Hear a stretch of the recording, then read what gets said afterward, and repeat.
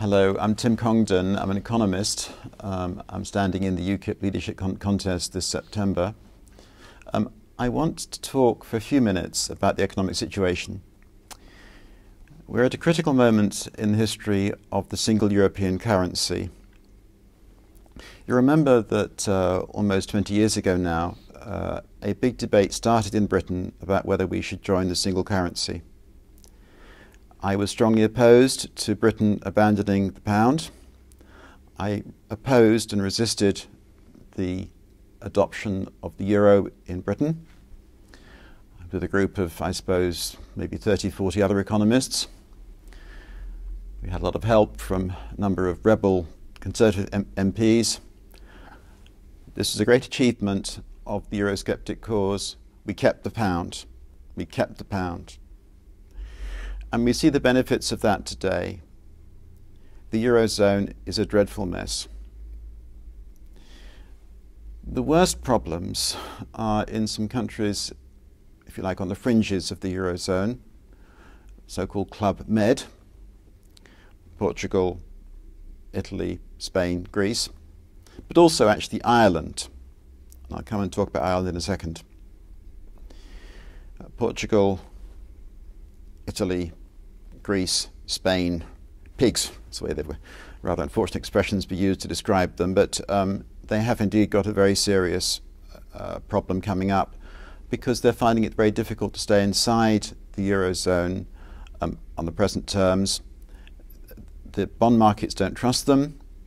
Their government debt therefore yields, in the case of the Greek government, an interest rate that's 8% or even 9% higher than German government debt, and paying the interest on that debt in future years will itself be a huge burden on the Greek taxpayer. It's likely to cause the Greek government to default. It's also likely to cause Greece to leave the Eurozone. And once one country leaves the Eurozone, the definition of the euro is affected. What is meaning of all these contracts if they bring back the drachma? What is the meaning of all these contracts in euros?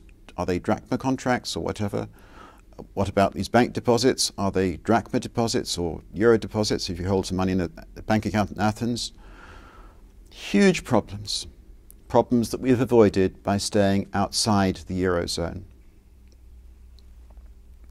In Ireland, they too have had these difficulties with their banking system. In fact, because banks since 2007 have had difficulty funding themselves in the market, they've relied very heavily on funding from central banks. And in the Irish case, this is funding from the European Central Bank. If you can believe it, roughly half of the borrowings of the Irish banking system are from the European Central Bank, and that in turn is roughly half of Ireland's GDP. And because of that, the Irish cannot resist the pressure from the European authorities to control public spending, get their budget deficit down, and Ireland is in the throes of a terrible recession. I say recession, but we could even say depression. Output has fallen by almost 20% from its peak. Construction output is about half what it was only 3 years ago. Imagine what that means in terms of demand for plumbers, bricklayers, electricians, and so on. There's high unemployment, there's disappointment, there's bankruptcies, there's much terrible hardship and misery that really could have been avoided if they'd had more appropriate economic policies of the kind that Britain's been able to pursue because it's not a member of the Eurozone. The larger message here is that we don't have to link ourselves up with these European projects to remain a prosperous and free nation.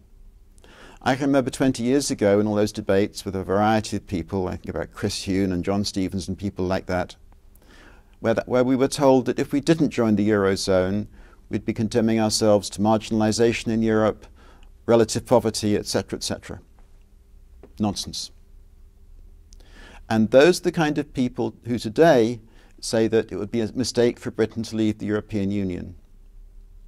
No. Britain would benefit from leaving the European Union. We were right to stay outside the Eurozone and not to adopt the single currency.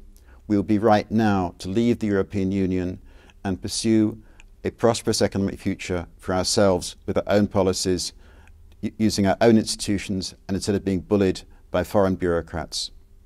Thank you very much.